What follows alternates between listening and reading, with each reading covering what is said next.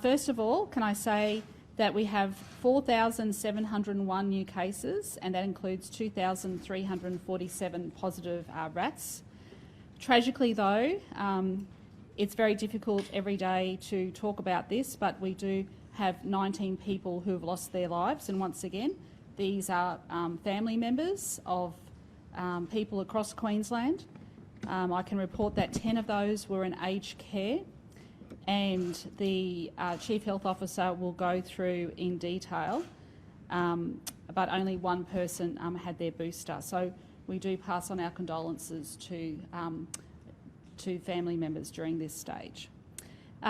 In some positive news, we're starting to see our numbers in public hospitals coming down.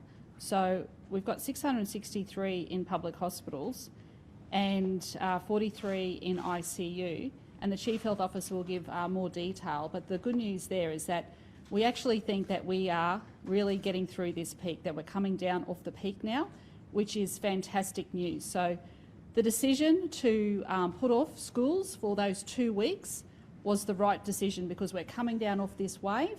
Kids are returning to school. People are coming back to work. Those decisions that we took were absolutely the right decisions. I'm more than confident of that. And because we're coming off the peak, we can also announce today that people will not have to use the check-in app any longer. I know there'll be welcome news to many places across Queensland. The Health Minister will go into more detail. You still will have to show vaccination status at pubs and clubs and cafes, and the Health Minister will go through that. So that's good news that we're able to bring about that change today as well. So in terms of vaccine coverage, 92.18% at least one dose and 89.94% double dose, which is great news. Boosters, 1.6 million Queenslanders have received boosters, which is 58.37% of the eligible population. And of course, we still would like to see more people getting their booster shot. So if you are due, please go and get that. 5 to 11-year-olds, 39.19% of children have had one dose. So thank you to the mums and dads and the carers and grandparents and aunts, whoever's gone to take their children to get vaccinated.